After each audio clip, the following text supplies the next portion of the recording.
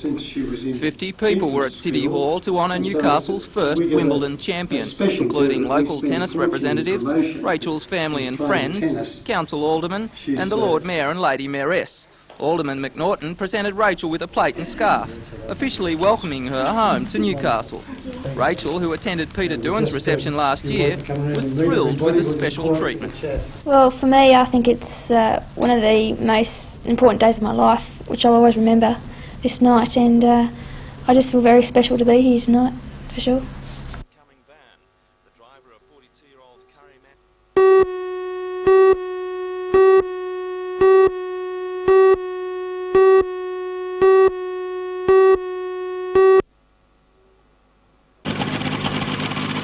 Five-year-old Neil has been flying hang gliders for 5 years. Howard hang gliders for 2.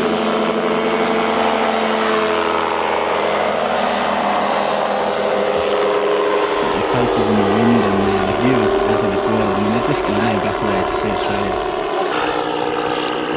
Like all great adventurers, with the money behind him and the opportunity ahead, the English flyer couldn't resist the challenge. It's never been done before. I desperately wanted to see more of Australia, and all the things added together to just the perfect trip really for myself. In his specially strengthened glider with a 530cc engine, which lets it fly at 80 kilometres an hour, Neil is expecting a 16,000 kilometre trip to take about 6 months, flying only when conditions are good. Flying in the remote areas of northern Australia can be dangerous, even for conventional aircraft. But Neil says with 3 long-range fuel tanks, a VHF radio and an EPIRB emergency transmitter, he should be okay. There will be dangers, but I'm not taking any chances. I'm pretty confident we've taken enough precautions to make it a safe flight.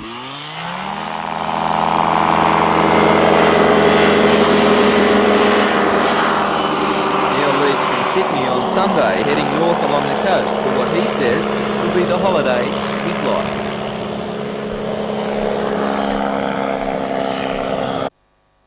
The most ambitious plan ever outlined for this region.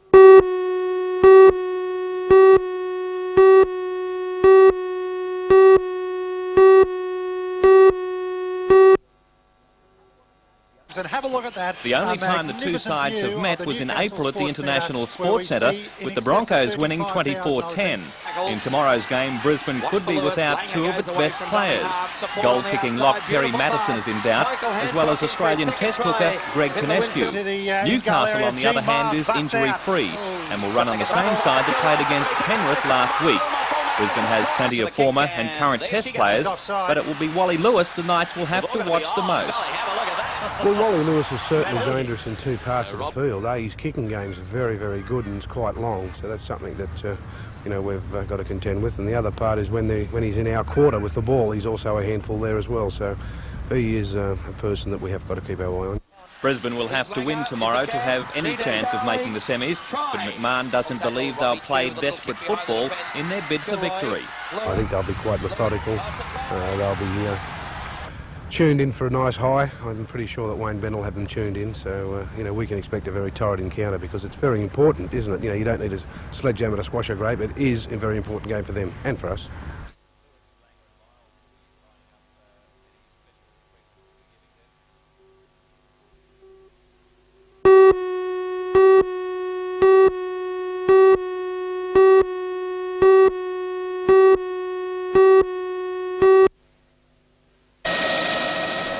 As part of the crackdown on drugs in prison, 6 visitors to Cessnock jail were arrested today in relation to drug offences. The arrest took place as 100 people were lined up for a routine visit at the gates. It was called Operation Action and involved 24 undercover personnel, both corrective services staff and police and sniffer dogs. One of the 6 arrested was alleged to be carrying heroin, and Prisons Minister Michael Yabsley admits it was probably only the tip of the iceberg. We have ample evidence to say that there is the widespread use of drugs. If people who are visiting the prison system, such as the people at Cessnock this afternoon, and the prisoners themselves, get the message loud and clear that these are the actions that we will be taking, then I have every confidence that we will see a dramatic downturn in the drugs being introduced into the prison system and ultimately the drugs that are being used in the prison system. Spot checks will now be made on all visitors to all New South Wales jails. The gates. It was called Operation...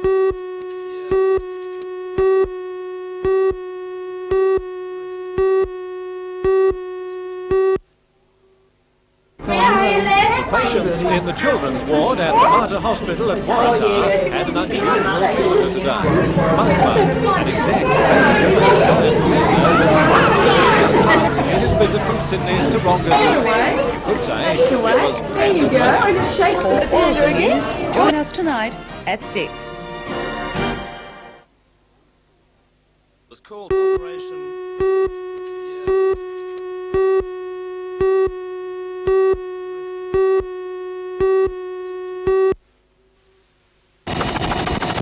Signed after a week of talks, the agreement will commit Egypt to purchasing at least 1/3 of its future coal for the thermal power industry from Australian producers.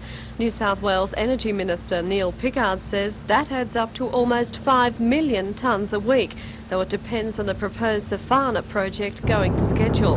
At this stage, that project is looking good, and so is the future for Australian coal exports, with the deal ensuring all new coal-fired power stations designed to take Australian coal. New South Wales coal companies have been given tendering rights to the Safana project, and the final decision will be based on what they can offer in price and volume. But today, a spokesman for Mr Pickard said it was a safe bet the willing producers would be Hunter-based. And with that in mind, the Energy Minister is already considering using Newcastle's port to export that coal. That arrangement would be a huge boost for the port, which civic leaders claim is only now operating at 50% of its capacity.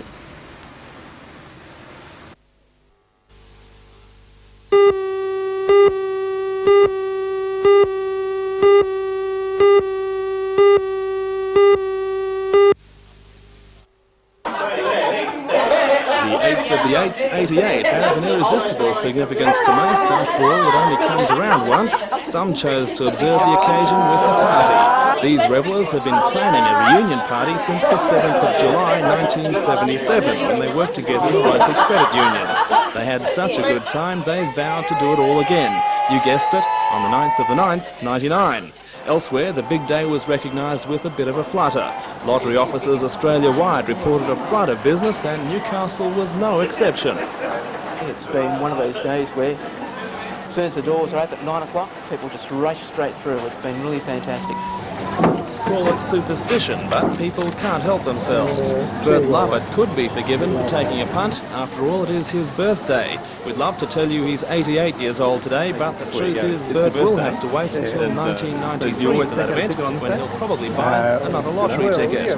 Bicentennial baby Elise Packham will turn 88 in the year 2076. She was born at 8:20 this morning in Western Suburbs District Hospital. Being born today is especially lucky for Elise, because she's one of those rare individuals with a date of birth you'd have no excuse for forgetting. When it comes to luck, nobody has studied the phenomenon more closely than the Chinese, and they can tell you that this day is like no other. Okay,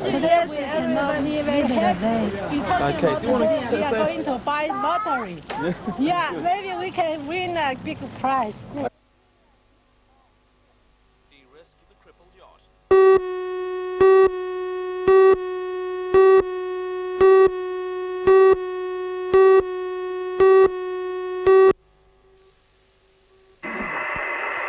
12 hours after the race started, Coast Guard officers were receiving the first of several mayday calls. Shortly after midnight, a fishing boat was commandeered to go to the aid of police boat Sea Eagle out of Nelson Bay. It was taking in water off Port Stephens after answering a call to assist a yacht which had capsized in mountainous seas. The would-be rescuers were themselves saved after abandoning the $500,000 police boat which sank without a trace. 2 of the crewmen were treated for exposure and shock at Nelson Bay Polyclinic. The third was taken to Newcastle with suspected concussion. The officers recalled their frustration at coming within half a mile of the crippled yacht. We did sight these 2 yachts which were circling the dismasted one with the 2 fellows on board, and it was that time that we found out we had trouble ourselves. What kind of trouble was it? Wave had taken the rear transom door off the back of the boat, and all the back section of the trunk cabin had been filled up full of water. So So what step did you take at that point? Well, at that stage we thought we could get the boat back to Port Stephens, and we started to steam for home. We got to about 1 mile east of Middle Island, and the engines cut out. We restarted the engines again on several occasions and got it moving again. We thought we could get the boat back in through the heads, but when we tried to start it on the third or fourth occasion, the batteries wouldn't start it. The crew of the Catamaran Escapade 2 was picked up by helicopter at dawn. Doctors Bob Dunn and Mike Holt of Melbourne didn't doubt the courage of the water police, but they say the costly rescue effort wasn't required. The conditions, once we were capsized, were really quite fine with the hatch itself and the high buoyancy of the boat itself. It sits a long way out of the water, and there was a bunk that was clear of the water that we could sleep on. Were you concerned for your safety? No.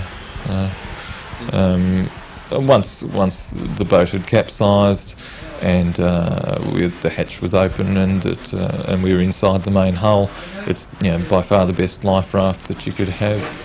Dr Dunn admitted being shaken by the presumed drowning of friend Geoffrey Curtois, a 39-year-old sailor from Surfers Paradise.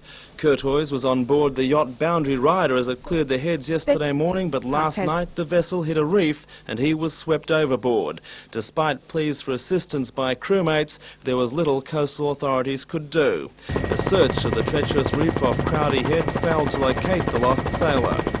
In Maitland today, Superintendent Rick Kane echoed calls by his superior, Deputy Commissioner Ross Nixon, for an inquiry into the race. Police say the event should have been called off. The fact of the matter is simply this.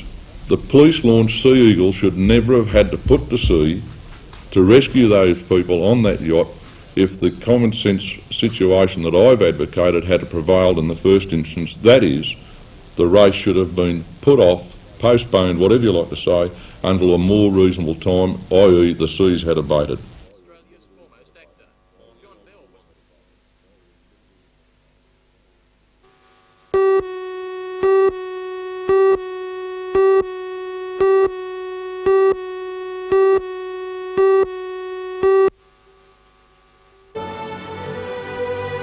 What do you get when you bring together some of the region's best musicians and some of the best local acting talent?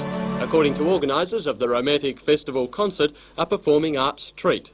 The musicians from the Hunter Orchestra and actors, mainly from the university's drama department, will combine to perform a concert version of the English poet Byron's dramatic poem Manfred to the accompaniment of music written especially for it by 19th century composer Robert Schumann. Although the result will not be known until late November, organisers are already allowed one boast. It is the first time the work has been attempted in Australia. And before rehearsals even start, the performance is well in front in one respect. Taking the lead role will be none other than the man considered by many to be Australia's foremost actor. John Bell was persuaded to play the romantic hero and says he is looking forward to the challenge of working with an orchestra. It's big stuff. It's very melodramatic. It's very heroic and romantic and colourful. So I think the combination of Byron and Schumann is pretty terrific.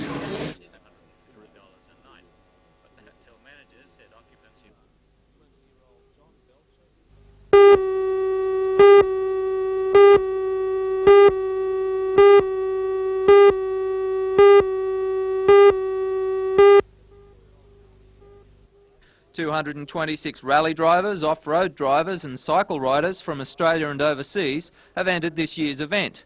Driving from Alice Springs to Sydney via Darwin through some of the harshest conditions you can find can be taxing stuff. But one of Newcastle's 11 entrants in the safari, long-distance truck driver Dale Pears, surprisingly enough, is going for a holiday. People sort of say, oh, you're a bit mad, it's like taking coals to Newcastle. I just said, no, I like sitting behind the wheel, I enjoy it.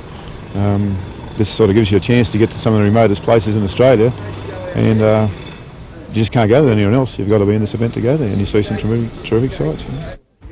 It's the third year that 42-year-old Dale has entered the event. In 1986, after 6 days of racing, he retired with fatigue. Last year, he finished a creditable 28th position outright from a field of 176. In 1988, with his son Damien navigating and friend Malcolm George as another driver, Dale says the trip will cost $12,000. But that's cheap. Some drivers are spending $100,000. The Wynn Safari is the only competition that Dale enters. The rest of the time, the Toyota Land Cruiser gets used for more mundane things. It's the car we use at home, yeah. We use it to go down, live over Fern Bay, we go to the beach on it, we go up to the bush in it, and yeah, it's just a family car.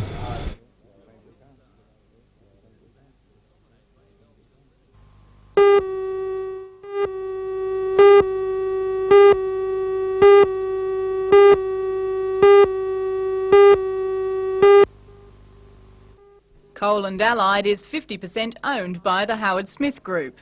Howard Smith subsidiaries also include R.W. Miller Holdings, which employs 700 people at various mines in the Hunter Valley.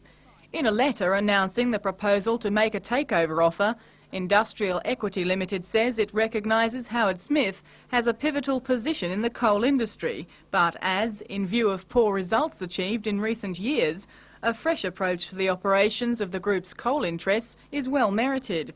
IEL also says it proposes to develop a series of new concepts with Howard Smith Management and other companies in the industry. Other Howard Smith subsidiaries in the Hunter include Gunninan Engineering, distributor J. Blackwood & Son, and James Patrick & Co. stevedoring. It also has interests in Waratah Towage. IEL hasn't yet formalised its offer of $3.25 per share, but if successful in its bid, Industrial Equity claims management or staff changes aren't intended. Howard Smith today advised its shareholders of IEL's announcement and told them the proposed offer has been pitched at a discount to prices prevailing in the market. Howard Smith now wants details of terms and conditions to be included in the takeover offer. Belinda Borisser reporting for NBN News.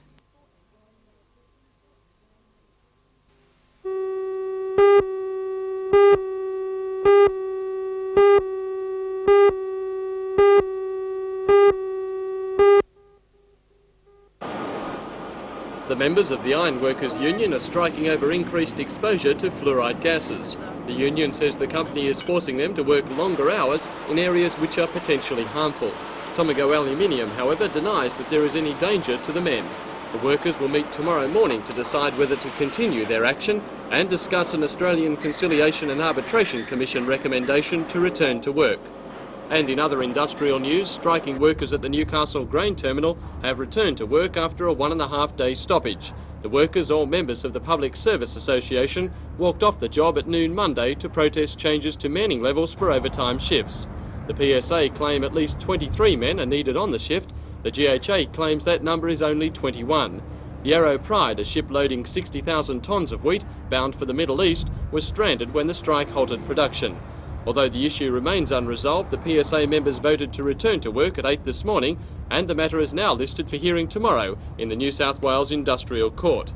Meanwhile, about 100 local courts across the state are closed as an unprecedented strike by members of the Petty Sessions Officers Association, a branch of the PSA, continues. The 600 members of the association walked out last Tuesday to protest government changes to the courts. The association says the Attorney-General wants to drastically cut back the number of smaller courthouses and slash the number of chamber magistrates, a move it says will damage the local court system. The association says the dispute is causing a backlog of about 100 sitting days for every day the employees are off. The PSA members will meet again on Friday to discuss whether to return to work.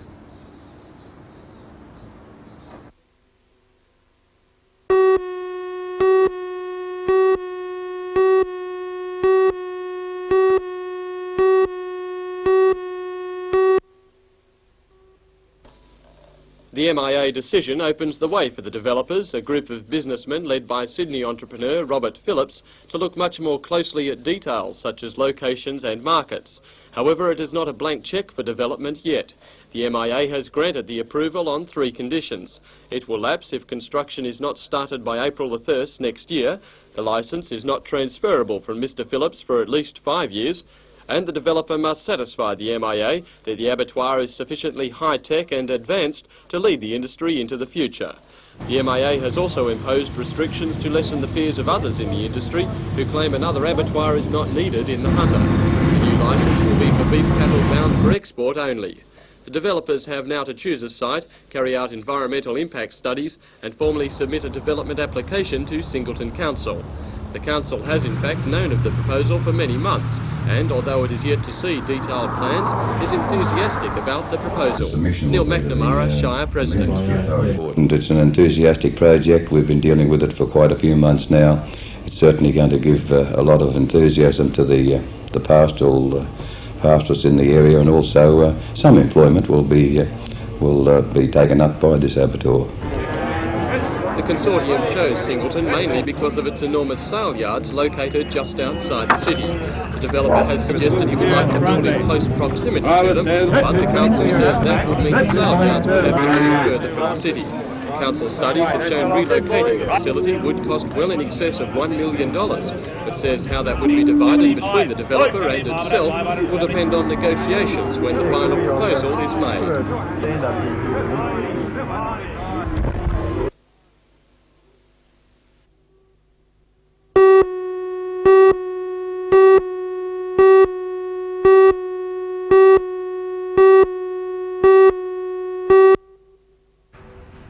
The proposals include consolidation of the various sites on and around the museum block for long-term development as a cultural precinct.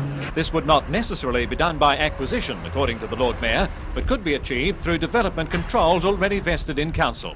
The report also recommends combining the administration of the museum and the Region Art Gallery, providing operational efficiencies without disadvantaging the gallery, according to Alderman McNaughton. Well, that's been part of the management audit to see that that doesn't occur. And there is a great deal of overlap, and we're not talking about the Powerhouse Museum and the Art Gallery of New South Wales. You've got to keep a sense of perspective in Newcastle of what we've got here. Also recommended is a rethink on the museum's policies on exhibitions and marketing, and the development of an advisory board to help guide the museum's development. The Lord Mayor said today he doesn't see the museum as having any problems, apart from the lack of a director. Foundation Director Richard Morgan left to take up a position in Sydney. And it was following the council's inability to fill that position that a management audit was carried out. Alderman McNaughton says the use of the word audit there was misconstrued by a lot of people as being a look at the finances of the museum. We decided we were going to have a regional museum, and we knew it was going to cost the council a lot of money, both initially, and we were prepared to commit a lot of money to it, and we knew that there would be an ongoing commitment from year to year in an annual budget. Now all we're talking about is the extent of that commitment. And from Museum trustees have asked for a fortnight to consider the report before making recommendations to council. But the trustees did decide on an immediate increase in opening hours to accommodate perceived trends in visitor patterns. From Saturday week, it'll be open from 10 till 5 Tuesday to Sunday and 2 till 5 on public holidays.